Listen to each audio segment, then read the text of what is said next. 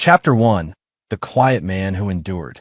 Carol Bryant learned early that panic was contagious.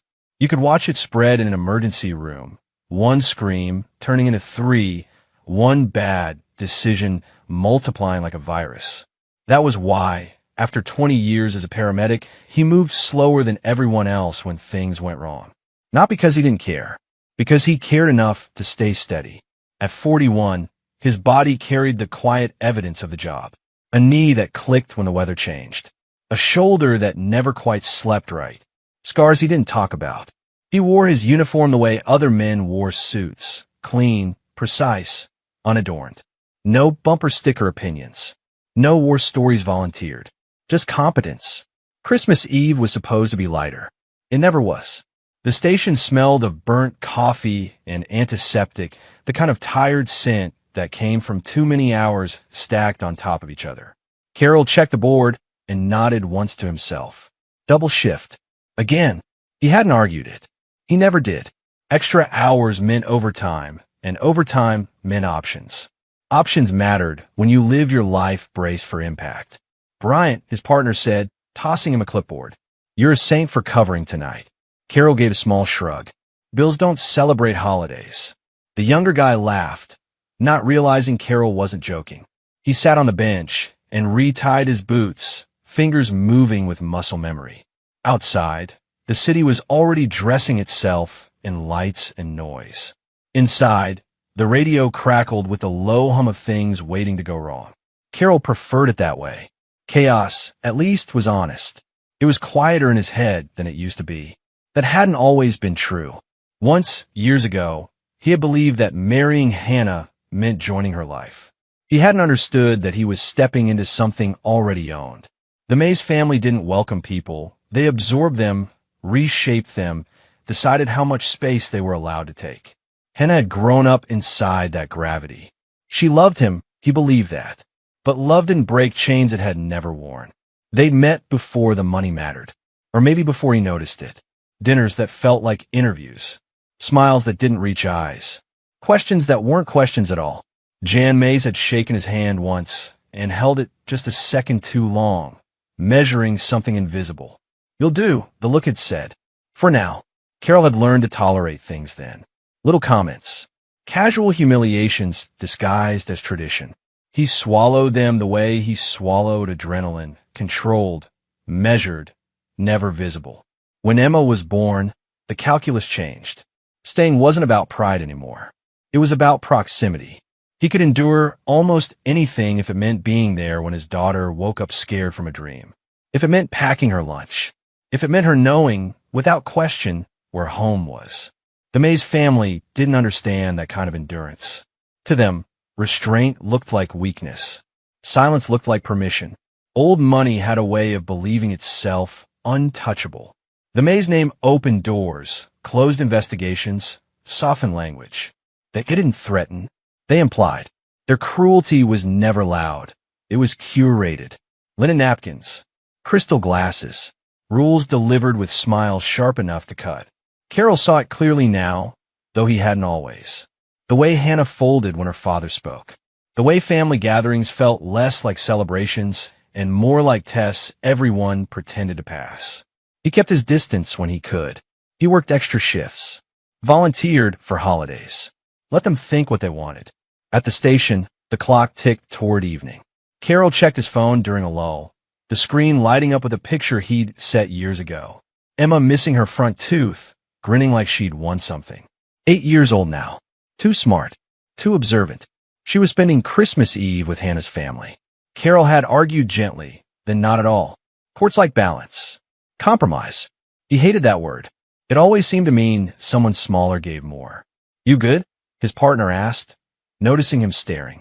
"Yeah," Carol said, slipping the phone back into his pocket. Just thinking. He didn't say about what. The first call came just after dusk. A minor accident, nothing dramatic. Carol moved through it with practice calm, voice level, hand steady. He spoke to patients the same way every time, clear, respectful, grounding. People trusted him quickly. They always had. Between calls, he cleaned equipment, restocked supplies. Routine was armor. Outside, snow began to fall, thin and wet, turning the city into something softer than it deserved. Another medic joked about Christmas dinners gone wrong. Someone complained about in-laws. Carol listened without contributing. There were things you learned not to share. He thought about Emma sitting at a long table, feet not quite touching the floor. He hoped she was laughing. He hoped she was being fed. He hoped, absurdly, that the mazes might behave better when he wasn't there to disdain. Hope was not a strategy. He knew that. Still, it crept in sometimes. The radio crackled again. Dispatch tones sharpened. A call stacking on top of another. Carol stood, already moving, body aligning itself with purpose. As he reached for his jacket, his phone buzzed in his pocket. He paused. It was just a moment, barely a breath. But in that space, everything he was: paramedic, husband, father, lined up behind one simple instinct. He pulled the phone out. Emma hadn't texted much lately.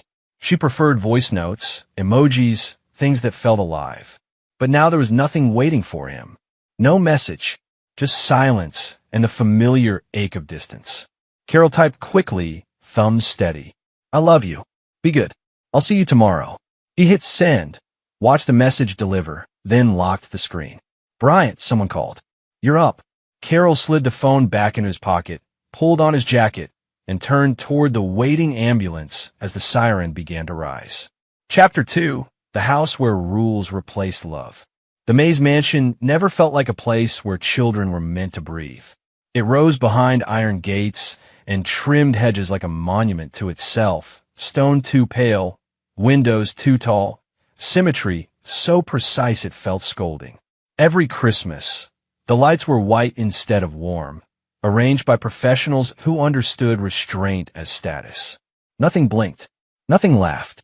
Emma pressed her forehead briefly to the car window as they pulled up, fogging the glass with a small circle of breath. She wiped it away with her sleeve the moment her mother noticed. Sit up, Hannah said, already unbuckling. And remember what we talked about.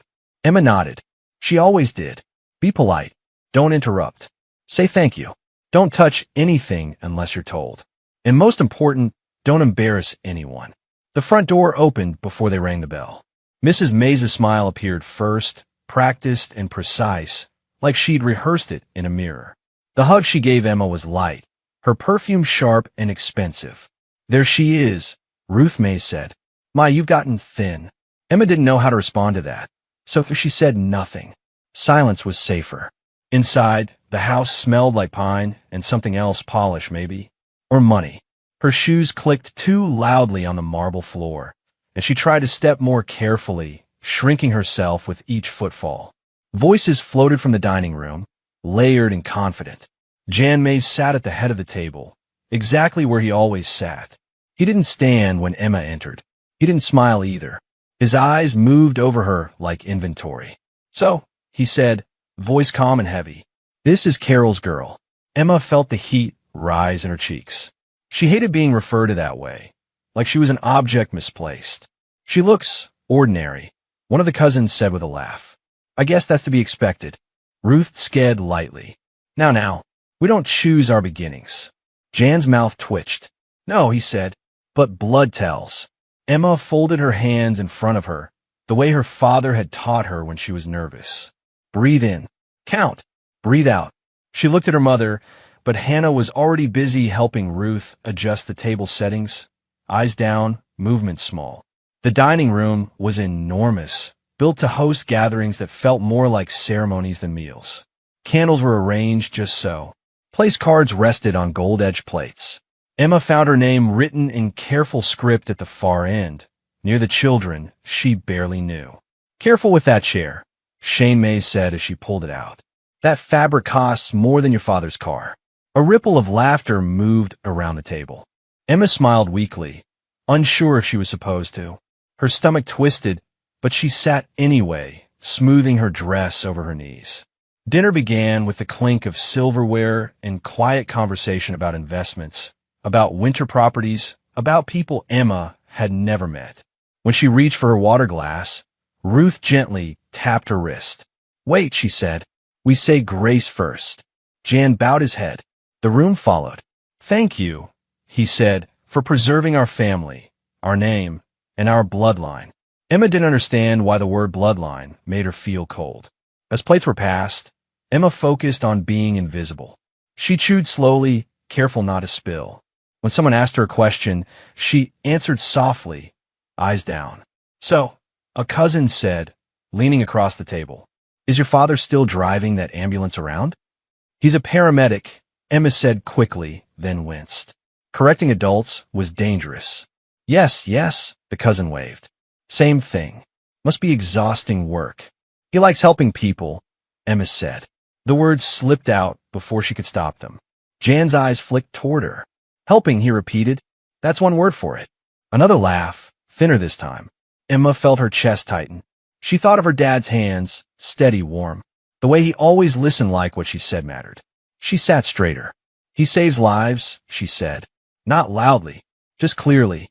The table went quiet in a way that felt deliberate. Jan set his fork down. The sound was soft, but it landed heavy. "Saving lives," he said slowly, "isn't the same as building something that lasts." Emma swallowed. He works really hard." Ruth smiled, but her eyes were sharp. "Sweetheart, we're sure he does. Hard work comes in many forms." Emma looked around the table. Everyone was watching her now, waiting.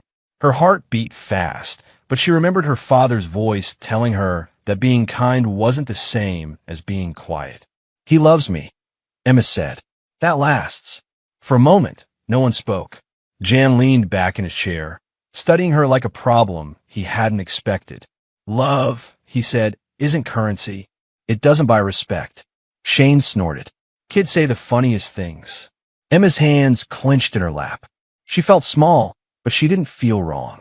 "I just mean," she said carefully, "my dad is a good man." The word good seemed to irritate Jan more than anything else. His jaw tightened. He glanced down the table, then back at Emma. "Goodness," he said, "without discipline is rot." At that moment, one of the cousins shifted in his seat, elbow catching the edge of a plate. It tipped, teetered for a fraction of a second, and then the plate clattered to the floor. Chapter 3, 40 Minutes on Steel. The sound of the plate shattering hadn't even finished echoing when Jan Mays stood. He didn't raise his voice. He didn't curse. He didn't look angry in the way Emma understood anger. He looked inconvenienced, like a man whose evening had been disrupted by something small and irritating. "That," Jan said, folding his napkin with deliberate care, "is what happens when rules aren't respected." The cousin who had knocked the plate over froze, eyes wide. But Jan didn't look at him. His gaze moved instead, slow, precise, until it landed on Emma. "And that," he continued, "is what happens when children forget their place." Emma's heart began to pound. She opened her mouth, then closed it again. Her hands trembled in her lap. Ruth rose from her chair and walked toward the kitchen without a word. Shane followed, already shaking his head with exaggerated disappointment. "This is embarrassing," Shane muttered. "Christmas of all nights." Emma looked at her mother. Hannah sat perfectly still, eyes fixed on the tablecloth, her face pale. She didn't look up. She didn't speak. Jan stepped closer to Emma. The room felt suddenly smaller. "You like your father?" Jan said. It wasn't a question. Emma nodded barely. "And you think defending him gives you the right to disrupt this family?" I was just..." Jan raised a hand. Emma stopped instantly. "Discipline," Jan said calmly, "is how children learn restraint." Ruth returned from the kitchen, carrying a shallow tray. She set it down on the floor beside the table. Metal clicked softly against metal. Emma leaned forward before she could stop herself. They were nails. Long, silver roofing nails. Clean, sharp, arranged in neat rows, points upward, like someone had taken time to make sure they were evenly spaced.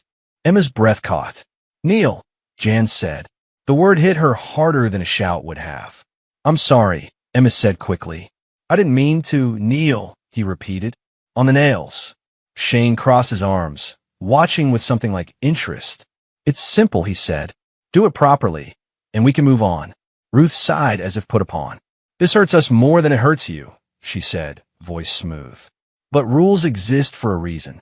Emma shook her head, small and frantic. "Please, I'll be good. I promise." Jan crouched slightly, so they were eye level. His voice dropped, controlled and cold. You will kneel, he said, and you will apologize for tainting this family's bloodline with disrespect. When you are finished, you may eat. The word eat lodged itself in Emma's chest. She was hungry. She had barely touched her food. She looked again at her mother. Hannah's lips were pressed together so tightly they'd gone white. Still, she didn't move. Slowly, Emma slid out of her chair. The floor felt cold through her stockings as she knelt. The nails glittered under the chandelier. Now, Jan said. Emma hesitated for a fraction of a second, just long enough to hope someone would stop this. No one did. She lowered herself onto the nails. The pain was immediate and sharp, stealing the air from her lungs. A sound escaped her before she could stop it. A small, broken cry. Quiet, Shane snapped. Don't be dramatic.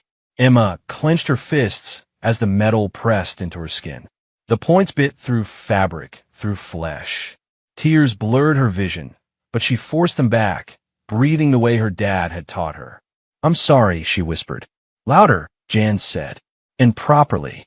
I'm sorry for tainting the bloodline, Emma said, the words tasting wrong in her mouth. Minutes passed, or seconds. Tom didn't behave normally anymore. The adults returned to their seats. Plates were replaced. Wine was poured. Conversation resumed, forced at first, then easier. Emma rocked slightly, trying to find a position that hurt less. There wasn't one. Her knees burned, then throbbed, then went numb in a way that scared her more than the pain. Blood began to pool beneath her, darkening the marble floor. She stared at it, detached, like it belonged to someone else. Stop moving, Ruth said without looking at her. You'll make it worse. Emma nodded and held still. Her breathing came in shallow bursts. She repeated the apology again and again, each time quieter. I'm sorry, I didn't mean to. Someone laughed at something unrelated. A glass clinked. A fork scraped against porcelain. Emma's arms shook. Her vision narrowed. How long has it been? One cousin asked. Shane checked his watch. 10 minutes. She's got time. Emma's head swam. She felt warm, then cold. Her knees screamed. She tried to shift her weight and nearly cried out. Food, she whispered. Please. Jan glanced at her briefly. When you've learned. She nodded, tears finally spilling over. She didn't wipe them away. She didn't have the strength. 20 minutes passed. Maybe more. The numbers stopped meaning anything. Her apologies slurred together. Her voice cracked. She tried to think of her dad, his smile, the way he always knelt to her level, but the image kept slipping away. Her body swayed. Sit up, Shane said. Don't slouch. Emma tried. She really did. The room tilted. The chandelier blurred. Her ears rang. Then her strength gave out. She collapsed sideways, her shoulder hitting the floor first, her knees tearing free from the nails as she fell. Her head struck the marble with a dull sound. For a moment, no one moved. Then Ruth sighed. Honestly, she passed out, someone said. Jan stood, stepping carefully around her small body. She'll wake, he said. Children always do. They resumed eating. No one checked her breathing. No one cleaned the blood. They stepped over her when they needed to pass, careful not to stain their shoes. Eventually, the candles burned low. One by one, lights were switched off. The room dimmed. Emma lay alone on the cold floor, blood drying beneath her knees as darkness settled around her. Chapter 4. The phone call no parent survives. Emma woke up because the cold hurt. For a moment, she didn't know where she was. The ceiling above her was unfamiliar, too high, too white. Her head throbbed with a dull, echoing ache, and when she tried to move, pain shot through her knees so sharply that she gasped and froze. The room was dark now, quiet, no voices, no clinking dishes, just the low hum of the house settling, like it was breathing without her. Her mouth felt dry. Her lips stuck together when she swallowed. She tried to sit up. The world tilted. She whimpered, then pressed a hand to her mouth, terrified the sound might summon someone. Her fingers came away sticky. Blood. Her heart began a race. She pulled her knees toward her chest instinctively, then cried out silently as the torn skin screamed in protest. She bit down on her sleeve to keep from making noise, eyes squeezed shut, tears leaking anyway. Don't cry. Don't cry. Dad says crying makes it harder to think. She forced her breathing to slow, just like he'd taught her. In through the nose, out through the mouth. Count the seconds. When she opened her eyes again, she noticed something glowing faintly near the leg of the table. Her phone. Relief hit her so hard it made her dizzy. She crawled toward it inch by inch, dragging her legs carefully, leaving faint streaks on the marble floor. Each movement hurt, but the fear of being alone hurt more. When her fingers finally closed around the phone, she clutched it to her chest like it might disappear. The screen lit up her face. 2:13 a.m. Her hand shook so badly she had to try twice to unlock it. The contact list swam in front of her eyes, but she didn't need to read the names. She pressed the one she knew by heart. It rang once, twice. Emma's breath hitched. What if he didn't answer? What if he was busy? What if, hey, Peanut? Her dad's voice came through the speaker, steady and warm, like nothing in the world was wrong. Emma broke. Daddy, she whispered, the word barely sound. Daddy, I'm scared. Carol Bryant was sitting at the station desk when the call came in, paperwork spread neatly in front of him. The tone of his phone was low, almost polite. He'd glanced at the screen, expecting nothing more than a sleepy check-in. The sound of Emma's voice stripped the room of air. I'm here, he said immediately. His voice didn't rise, didn't waver. Years of training locked everything dangerous away. I'm right here. Talk to me. I fell, Emma said. She sounded confused, like she wasn't sure which parts of the truth were allowed. My knees hurt. There's blood. Carol stood up slowly. Every movement precise. Deliberate. Okay, he said. That's okay. You're doing good. Are you alone? Yes, she whispered. It's dark. Listen to me, sweetheart, he said, already walking toward the lockers. I need you to stay awake. Can you do that for me? I think so. Good. You don't have to move anymore. Just talk to me. His partner looked up as Carol grabbed his jacket. Everything all right? The man asked. I need to go, Carol said. He didn't slow down. He didn't explain. The tone of his voice ended the conversation before it began. Daddy, Emma whispered again.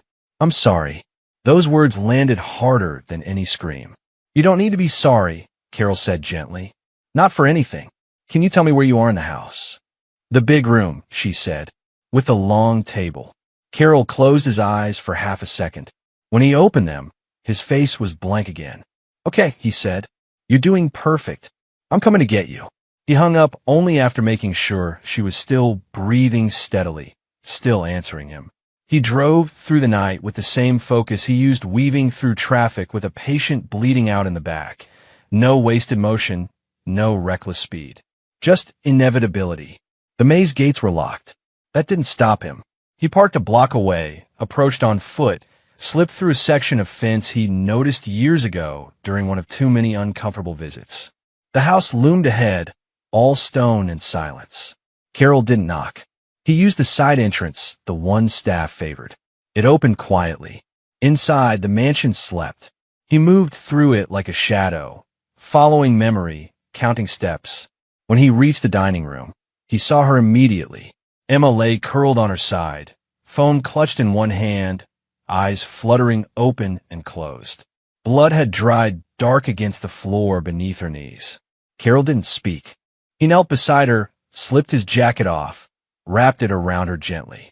His hands were steady even now. I've got you, he whispered, so softly it barely existed. I'm here. Emma opened her eyes. Relief flooded her face, then exhaustion claimed it. She went limp against him. Carol lifted her carefully, avoiding her knees, cradling her like he had when she was small enough to fall asleep on his chest. He didn't look at the table. He didn't look at the chairs. He didn't look at the nails still arranged neatly on the kitchen tray. He left the way he came. At the hospital, the fluorescent lights were unforgiving. A nurse gasped softly when Carol laid Emma down. What happened? She asked. Carol met her eyes. She was forced to kneel on sharp metal for an extended period. The nurse's mouth tightened. Doctors came. Questions followed. Measurements. Photos. Whispered conversations just out of earshot. One doctor shook his head slowly as he examined Emma's knees. This wasn't an accident, he said quietly. The injury pattern is consistent with prolonged pressure on sharp objects. Carol nodded once. He already knew. The doctor hesitated. We'll have to notify CPS. I understand, Carol said. The man lowered his voice. You should know, families with influence sometimes complicate things. Carol didn't react. By the time Dawn crept into the parking lot, Emma was stable, sleeping. Carol sat alone in his car, hands resting on the steering wheel, staring straight ahead. Perfectly still. Chapter 5, A Man Who Decides to Think. Carol did not cry. He noticed that first, the way a medic notices a pulse, present, absent, steady. He sat at the small kitchen table in his house while dawn thinned the night outside, a mug of coffee growing cold in his hands, and waited for the wave people always talked about. The collapse, the shaking, the sound breaking loose from his chest. It didn't come. Emma slept in the next room, wrapped in clean sheets, her breathing shallow but even. Carol had checked on her 3 times already, adjusting nothing, just confirming reality. She was here. She was alive. That was enough to keep him still. Panic, he knew, was loud and useless. Panic made mistakes. He had seen men panic at crash scenes and turn survivable injuries into funerals. He had seen rage make fathers swing and lose everything that mattered. Rage would fail. Precision would not. Carol rinsed his mug, set it upside down, and walked down the hall to the spare bedroom. It had never been decorated. No bedspread chosen. No pictures hung. The room existed the way a contingency existed, and used but ready. He closed the door behind him and locked it. The drawer was at the bottom of the old desk, the one with the sticking rail. He knelt, slid a key from a chain around his neck, and turned it. The lock clicked softly. Inside were folders, legal pads, envelopes thick with copies. Everything labeled in his handwriting, neat and unemotional. May's properties, incident log, correspondence, photos, do not remove. Carol hadn't started this last night, or last year. He had started it the first time Jan Mays had smiled while insulting him and everyone else had laughed like it was normal. He had started it when he realized that wealth didn't just protect people, it trained them to be careless. He sat back on his heels and opened the first folder. Dates, addresses, names, small notes scribbled in margins. Tenant complaint dismissed. Inspector reassigned. Settlement sealed. Patterns emerged when you were patient enough to look. Carol took out his phone and scrolled to a number he hadn't used in years. It rang twice. Carol Bryant. A voice said, surprised and wary. I'll be damned. Jeremiah, Carol said. You still alive? A pause. Then a short laugh. Oh, that's you, don't I? 10 years ago, Jeremiah Blair had been bleeding out in the back of Carol's ambulance after a highway pileup. Carol had stayed calm when others froze. Had kept him alive long enough to matter. I need counsel, Carol said. Not conversation. Jeremiah's tone changed immediately. What happened? My daughter was tortured, Carol said, flat and factual, by her mother's family. Silence stretched. When do you want to come in? Jeremiah asked. I won't, Carol said. I need you to listen. I need you to tell me what's admissible, what's actionable, and what stays quiet until it doesn't. Another pause. Then, you already have something. Yes. Then don't move it. Don't show it. And don't warn anyone. I wasn't planning to. They hung up without saying goodbye. Carol made the second call before the echo of the first faded. Orlando, he said when the line picked up. His brother didn't bother with pleasantries. I heard you breathe and knew it was bad. What do you need?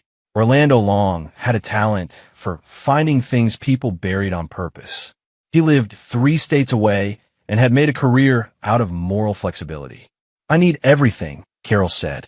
Properties, shells, favors, old bodies if they exist.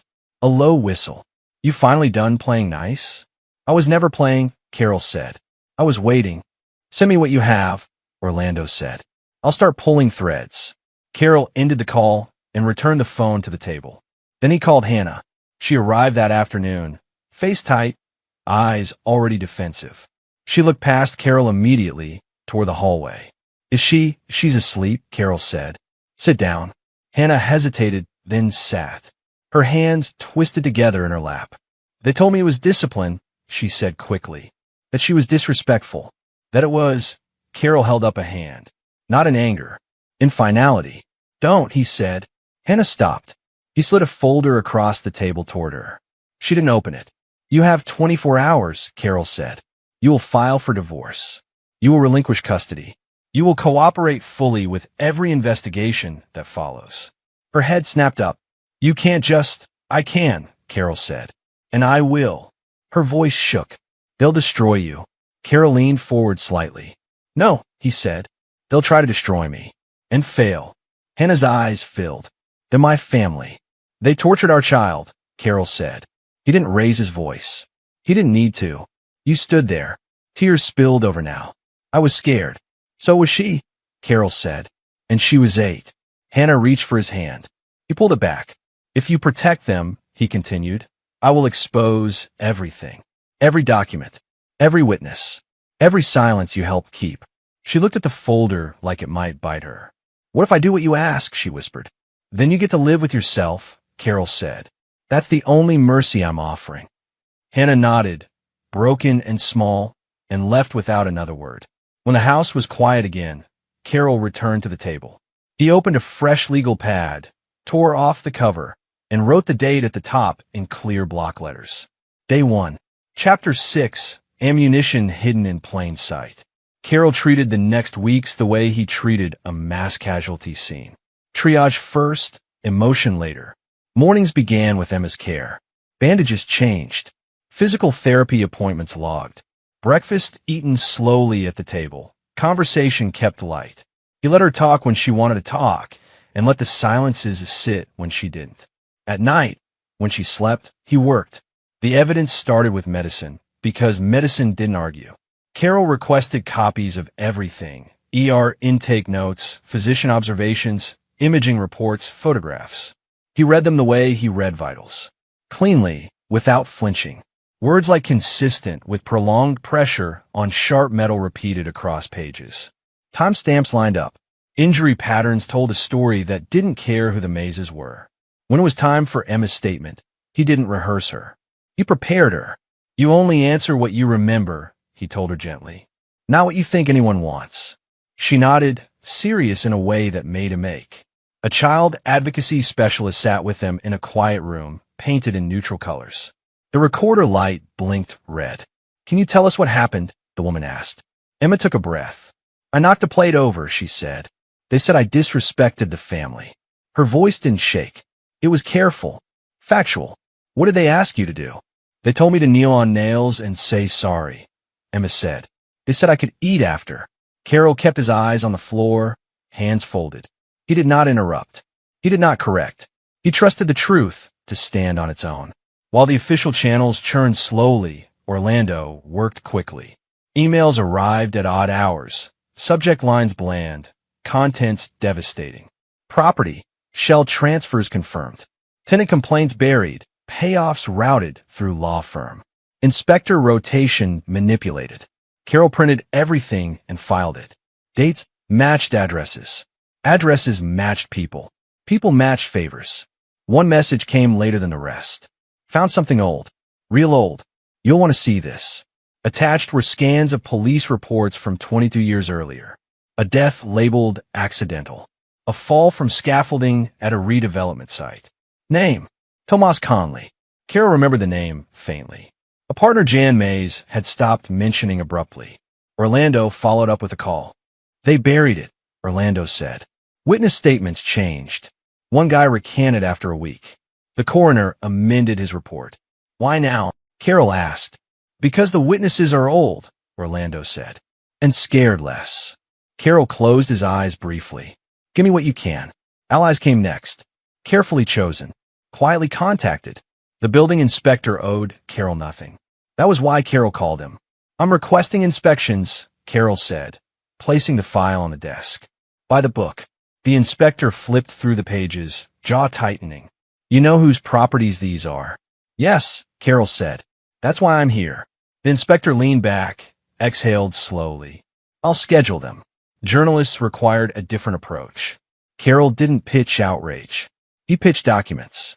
One reporter met him in a diner off the highway, notebook closed, eyes sharp. You're not asking me to believe you, she said.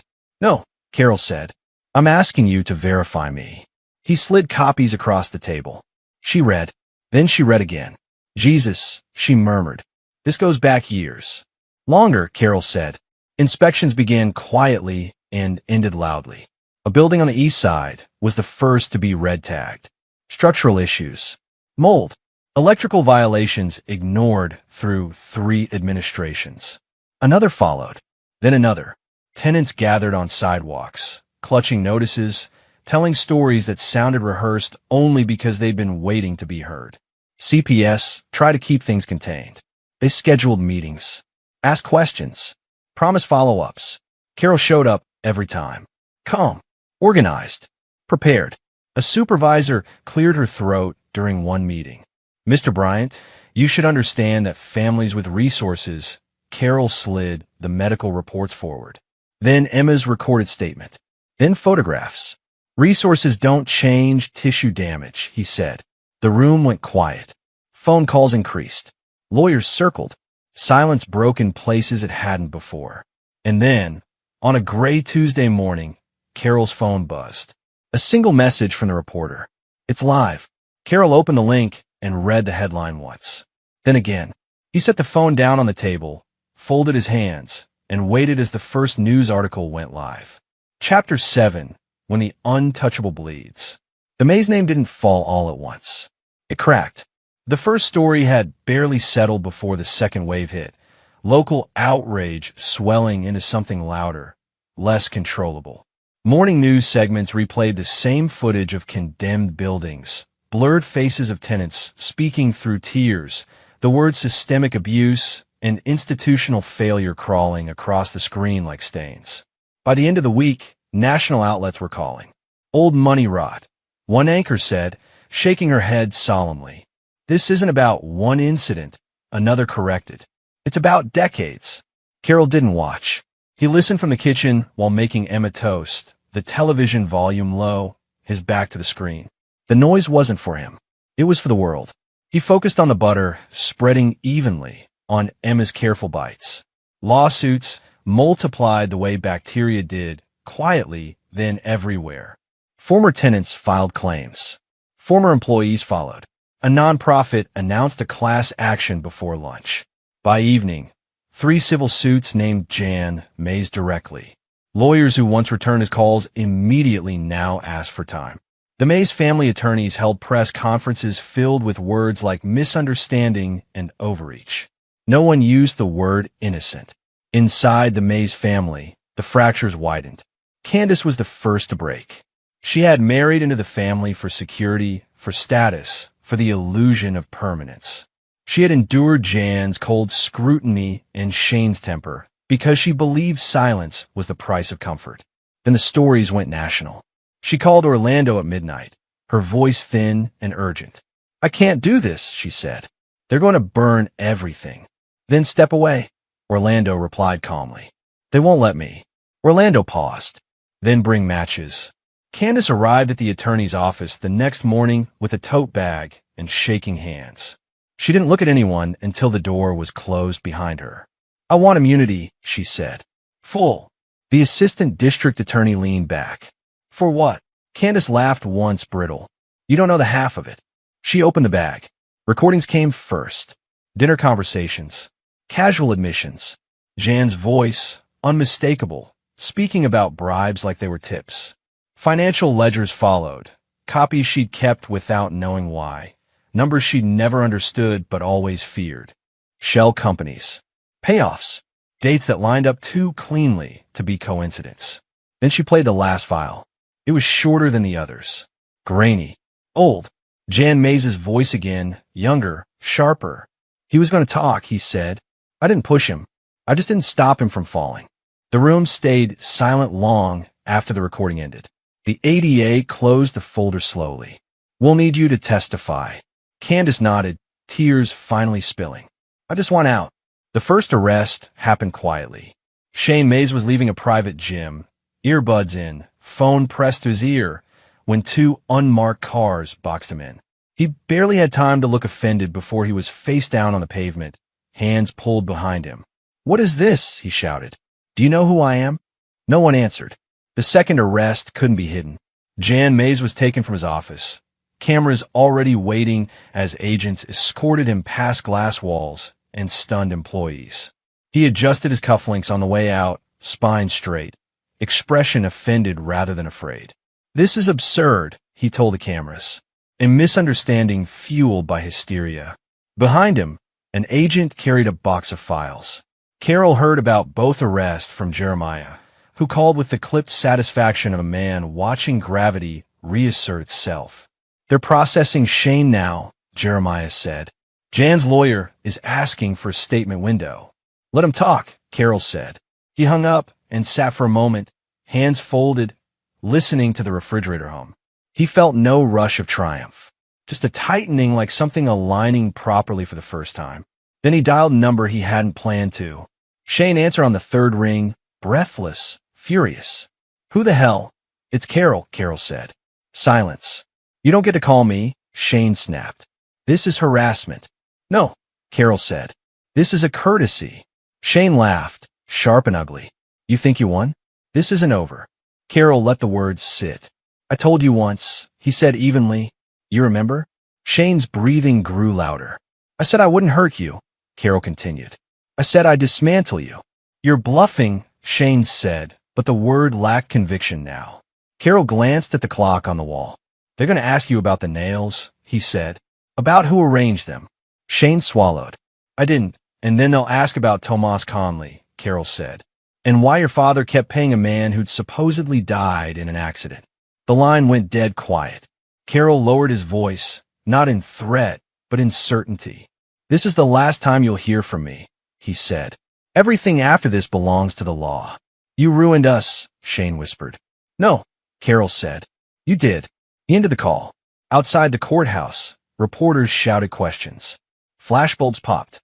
Jan Mays was guided down the steps, his composure finally cracking as he spotted the cameras. Inside, metal closed around wrists. The sound was small. Final. Handcuffs clicked shut. Chapter 8, the courtroom that listened. The courthouse had never held so many people who didn't belong there. Cameras crowded the steps each morning. Reporters speaking into microphones with practiced gravity, strangers lining up just to say they'd witnessed something historic. Inside, security lines stretched longer than usual, the metal detectors chirping steadily as if even the building itself were nervous. Justice, when it finally arrived, always drew an audience. Carol arrived early every day. He sat in the same seat on the same bench, posture straight, hands folded loosely in his lap. He wore the same dark suit. Nothing expensive, nothing careless. He did not look at Jan Mays when a man was brought in, though he could feel his presence the way you felt a storm through pressure changes. Jan looked smaller without his office, without his house, without the quiet machinery that had once moved at his will.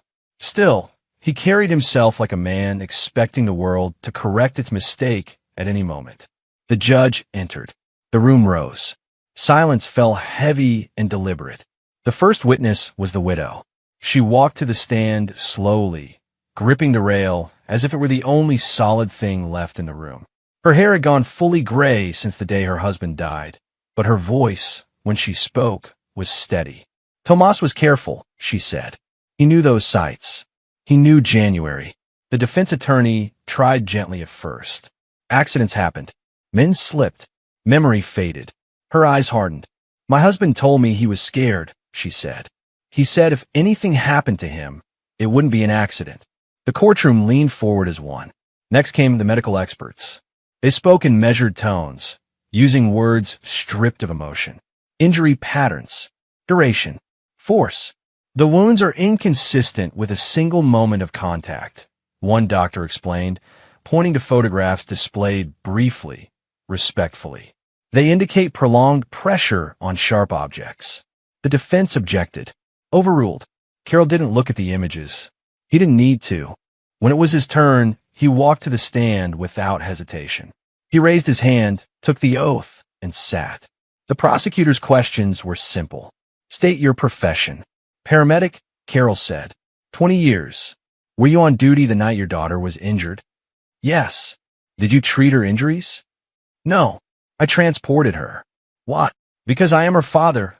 Carol said evenly. And because objectivity matters. A murmur rippled through the room. The defense approached cautiously. Mr. Bryant, the attorney said, isn't it true you harbored resentment toward the Mays family long before this incident? Carol considered the question. I harbored awareness, he said. Resentment implies impulse. This was observation. The attorney frowned. So you planned this. I prepared, Carol corrected. Preparation is not a crime. The attorney tried again. You're trained to remain calm in emergencies, correct? Yes. So you admit you felt nothing when this happened? Carol met his gaze. No, he said. I felt responsibility. That answer ended the line of questioning. When Hannah was called, she barely looked up. Her testimony was brief, shallow. The truth had already outrun her. Ruth Mays never took the stand. Her lawyers settled the civil matters quietly, assets frozen, accounts drained by judgments that didn't care about pedigree. Jan testified last. He spoke of misunderstandings, of discipline taken out of context, of a society too eager to tear down success. The prosecutor played the recording. Jan's voice filled the room, younger and unguarded. I didn't push him. I just didn't stop him from falling.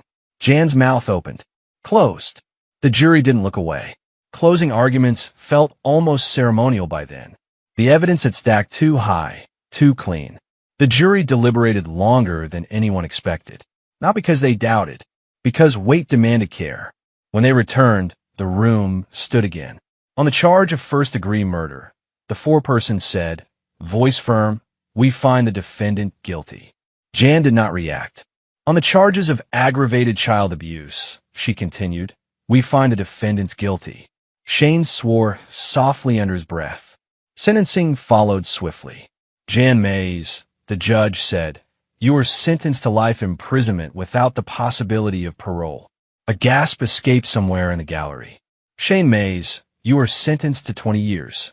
Shane's shoulders sagged. Hannah Bryant, the judge said, you are hereby stripped of custodial rights pending mandatory treatment. Hannah bowed her head. Carol felt Emma's small hand tighten around his finger. She had not once looked toward the defense table. She never would again. The judge surveyed the room one final time. This court has listened, he said, and it has spoken. The gavel rose. The gavel struck. Chapter 9, The Quiet After the Storm. The city moved on as if nothing had happened. News crews still ran segments in the evenings, dissecting the Mays case, debating morality and justice in measured tones. Headlines questioned Carol Bryant. Hero or vigilante? Social media erupted, some calling him cold, others calling him righteous. Every article quoted the same details, the same images of red-stained knees and ruined mansions. Carol did not read them. He brewed his coffee, black, in the same chipped mug he'd used since his first paramedic shift. He sipped it slowly while reviewing the day's schedule. Calls, shifts, patience. Emergencies that demanded attention, not judgment. The weight of news cycles and opinion polls held no power over him. Emma padded into the kitchen barefoot, hair damp from her shower. Her knees were scarred, pink and shiny under the bright morning light, but they flexed, moved, and held her weight steadily. She smiled at him, not a big grin, not a laugh that demanded attention, but a quiet acknowledgement of being alive. Good morning, she said, voice bright with deliberate cheerfulness. Morning, Carol said. Breakfast? Cereal is fine, she replied. She perched on the counter, swinging her legs lightly. He set bowls on the table. No words about the past, no lectures, no overprotection. The house felt deliberately neutral. Safety meant routine, not reminders of horror. Therapy sessions had become part of their rhythm. Physical therapy first, then occupational therapy, sometimes speech or emotional check-ins. Emma practiced movements with quiet determination, lifting her weight over stairs, balancing, walking carefully on uneven surfaces. Carol watched, never hovering too close, never leaving her alone for long. Try bending slowly, the therapist said, demonstrating on her own knee. Emma mirrored her movements carefully, wincing once, then smiling faintly. Better, the therapist said. You'll get stronger every day. Carol nodded, squeezing Emma's shoulder lightly after the session. See? stronger than before. They returned home. Lunch was simple, predictable. Carol cut sandwiches while Emma recounted the small victories of her day. She spoke of a classmate who asked her to play a game, of drawing a picture of their cat at home, of the way the sunlight fell across the playground slide. "Did you tell them about your knees?" Carol asked gently. "No," Emma said. "I didn't need to know. I'm okay now." "Good," he said. Evenings followed the same steady cadence. Homework, quiet reading, preparing simple dinners, a walk if the weather allowed. Stability was their sanctuary. Safety came not from fences, locks, or threats. It came from knowing that Carol was always present, calm, and measured. He returned to the station on his shifts with the same clinical precision as always. Patients still screamed. Cars still crashed. Lives still hung in balance. Carol worked, drove, lifted, stitched, and comforted. The adrenaline and responsibility felt familiar, grounding. No story, no media debate, no article could disrupt the rhythm that saved lives. Sometimes during long nights, he would catch glimpses of Emma in his mind. Kneeling, bleeding, terrified. He did not let it consume him. He did not rage or weep. He used it instead, a quiet reminder of focus. Focus meant preparedness. Focus meant control. Emma's emotional recovery progressed in increments. She learned to trust people again, to speak without fear, to assert boundaries and expect them to be honored. She started drawing again, a habit she had abandoned after the incident. Her sketches were careful and precise. Houses, trees, sunlight streaming between branches, figures holding hands safely. Carol encouraged her with quiet praise. "I like the way you drew the light," he said one evening, watching her color between lines with meticulous care. Emma looked up, a small smile forming. "It's supposed to be safe." "That's good," he said. "It should always feel safe." New routines built invisible walls around them. Weekends were dedicated to the park, trips to the library, and afternoons spent preparing meals together. Carol taught Emma to cook, measure, and organize. They learned to fold laundry, balance checkbooks, and plan weekly schedules. These tasks, ordinary and mundane, became tools of stability. Even bedtime had structure. Lights dimmed at the same hour, stories read aloud, Emma tucked in with the blanket folded just so. Carol lingered at the doorway, watching her chest rise and fall, listening for her steady breathing. When he finally left, he did not check the locks again. She was safe, and the routines reinforced it. One night, after a long shift, Carol sat at the kitchen table alone. The station was quiet. The neighborhood slept. He poured a glass of water and stirred it absent-mindedly. He thought briefly of the mazes, of courtrooms and handcuffs, of headlines and debates. But none of it demanded his attention. It had happened. Justice had been served. The rest was noise. Emma's laughter echoed from upstairs as she recounted a story to a stuffed animal. Carol allowed himself the smallest smile. Quiet, private, sufficient. He checked the calendar on the wall. Days marked routines, appointments, and therapy sessions, all of them uninterrupted by chaos or malice. The pattern of their lives was finally predictable, finally unbroken. Morning light came earlier now. Sun streamed through the kitchen window, soft and golden. Carol refilled coffee. Emma appeared in the doorway, wearing mismatched socks, hair curling around her ears, eyes bright. "Ready for breakfast?" he asked. She nodded, hopping down the stairs two at a time. "Yes." Carol set the table as she moved to her chair. He paused to watch her sit comfortably, knees healing, posture unguarded, expression unafraid. This was her life now. The public could debate morality endlessly. Reporters could dissect every decision. Opinion columns could argue about vengeance and justice. Carol ignored it all. He measured his days, not in victories or judgments, but in moments like this. A child smiling without fear, a routine followed without anxiety, a house filled with safety rather than silence or dread. And the world moved on around them, irrelevant to the quiet sanctuary they had built. 1 year passed. Chapter 10, The Victory That Didn't Need Noise. The mansion had become a ghost. Carol parked a block away and let Emma hop down first, her small hand slipping into his. The house loomed in the late afternoon light, silent and empty, the manicured lawns overgrown where gardeners had abandoned their posts. A for sale sign leaned crookedly near the driveway, its letters faded from sun and rain. Even the gates were rusted, unkempt, incapable of imposing authority anymore. Emma stared at the house for a long moment. She didn't speak, didn't cry. Her knees were steady now, unshakable. Her hands held the stone she had picked up from the driveway, smooth, round, ordinary. "Ready?" Carol asked softly, crouching to meet her eye level. She nodded, gripping the stone tighter. "Remember," he said, voice calm, precise, "it's not anger. It's closure." Emma's lips curved into the tiniest smile. "Closure," she repeated, testing the word. Then she raised the stone and threw it. The glass window by the front door cracked sharply, splintering into shards that fell like rain. Emma's eyes widened. Then, finally, the first genuine smile broke across her face, unguarded and light. Carol didn't speak. He didn't need to. The sound of breaking glass and her laughter said everything. She threw another stone, then another, and with each strike, more shards fell. The empty house seemed smaller now, less threatening, less eternal. With each sound, Emma's confidence grew, the echo of the past retreating slightly further. "Enough?" Carol asked after a moment. Emma shook her head.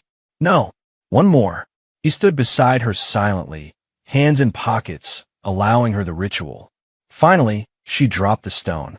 Her chest rose and fell with a deep, even breath, eyes scanning the shattered glass and cracked reflections. "I did it," she whispered. "Yes," Carol said, simply.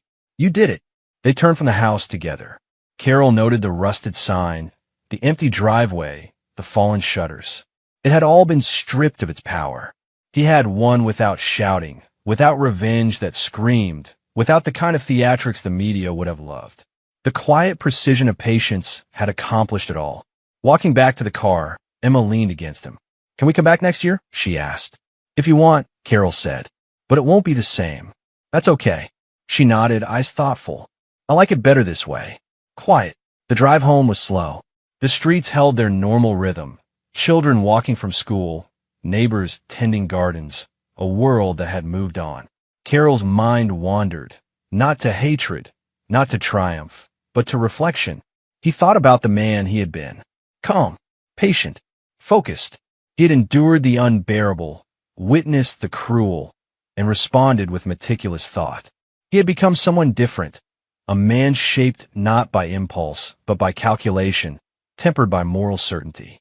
Emma slept lightly in the passenger seat, head resting against the window. Her face was serene, untouched by fear.